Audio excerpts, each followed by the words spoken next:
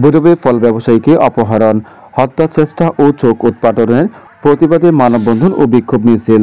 ভৈরবে ফল ব্যবসায়ী মোহাম্মদ আলীকে অপহরণ করে হত্যা চেষ্টা, চোখ উৎপাটন এবং এর সঙ্গে জড়িতদের দ্রুত গ্রেফতার ও ফাঁসির দাবিতে মানববন্ধন ও বিক্ষোভ মিছিল করেছে ব্যবসায়ী ও এলাকাবাসী। বৃহস্পতিবার বেলা 11টায় ভৈরব ময়মনসিংহ আঞ্চলিক মহাসড়কের আকবরনগর বাসস্ট্যান্ডে ঘণ্টাব্যাপী এই কর্মসূচি পালিত হয়। মানববন্ধন ও বিক্ষোভ মিছিলে মোহাম্মদ আলীর ভাই কামাল মিয়া, স্ত্রী হেনা বেগম এবং ব্যবসায়ী জহিরুল হক সহ স্থানীয়রা জানান, গত 4 জুন রাতে মোহাম্মদ আলীকে নন্দরামপুর থেকে সাইমন, কাজল মিয়া, রিপন মিয়া সহ 8 থেকে 10 জন অস্ত্রের মুখে জিম্মি করে সিএনজি অটোরিকশায় তুলে পার্শ্ববর্তী বাজরা এলাকায় নিয়ে যায়। সেখানে তাকে মারধর করে ডান চোখ উৎপাটন করা হয় এবং হাত পা বেঁধে মৃত ভেবে একটি ডোবায় ফেলে চলে যায়। পরে স্থানীয় লোকজন মোহাম্মদ আলীর ডাক চিৎকার শুনে তাকে মুমূর্ষু অবস্থায় উদ্ধার করে ভাগলপুর জহুরুল ইসলাম মেডিকেল কলেজ হাসপাতালে নিয়ে যায়।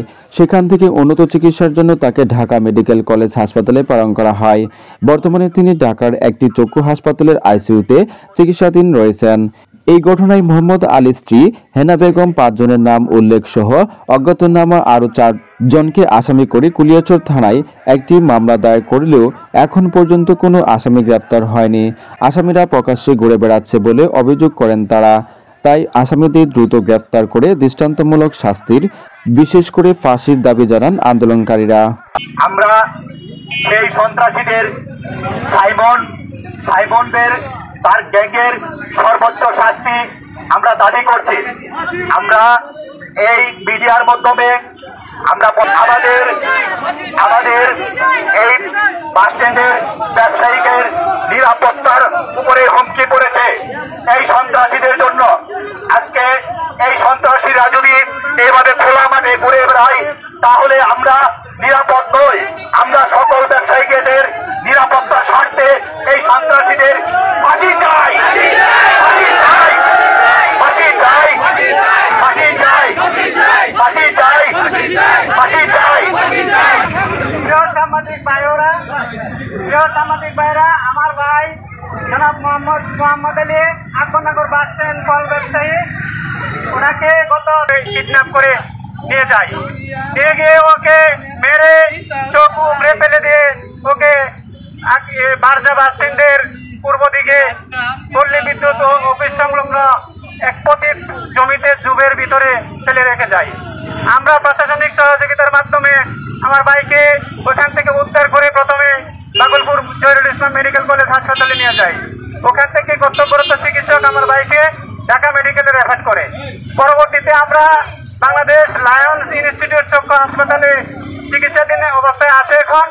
আমি আমার ভাইয়ের অপহরণকারী সবার দৃষ্টান্তমূলক শাস্তি চাই। প্রশাসনের কাছে জোরালো দাবি জানাচ্ছি, মিডিয়া ভাইদের মাধ্যমে, সাংবাদিক ভাইদের মাধ্যমে প্রশাসনের কাছে জোরালো দাবি জানাচ্ছি, জোর দাবি জানাচ্ছি। আকবরনগর বাস স্ট্যান্ড থেকে আমরা যাওয়ার পথে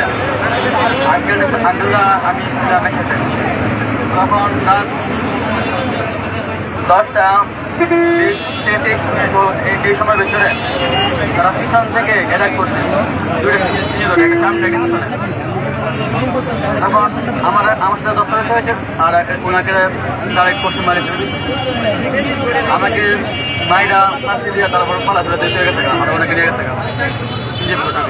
কত তারিখ ঘটনাটা? 4 তারিখ বুধবার রাত 10টার সময়। ওকে, ঠিক আছে। দিন আছে মামলা তদন্তাধীন এবং মামলায় অলরেডি প্রশাসন কাজ চালিয়ে যাচ্ছে। আমরা প্রশাসনের আরো যেন জোরালোভাবে কাজ চালিয়ে যায় সেই প্রত্যাশা করি। 2টা সেঞ্চিবেরা 10 জন আসামিগণ আসিল, 10 জন লোক ছেলে আসিল। এই 10 জনেতে একজন ধরা খাইছে আর বাকি জন বাকি আছে।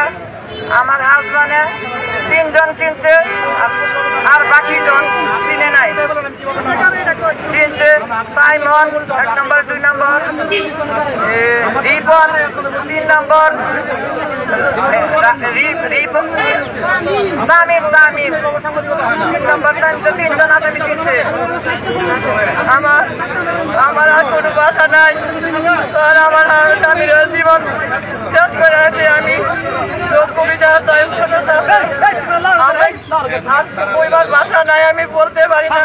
আমি মানসিক রোগ হয়ে গেছি আমার হাজবেন্ডের কারণ। আমার কাছে আমার বাসা নাই বলার আমি একজন কোন স্পিকারের কাছে আমি দাবি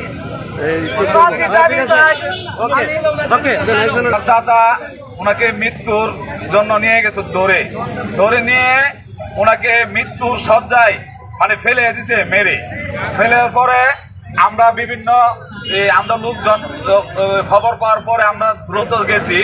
যাওয়ার পরে ওনাকে ইমার্জেন্সি নিয়েছি। নেওয়ার পরে এখনো উনি খুব মহস্য অবস্থায় আছে। আইসিউর ভিতরে একজন আসামি ধরা খাইছে, আরো 4 জন আসামি ঘুরতেছে। এরা কখন অঘটন আবার ঘটায়।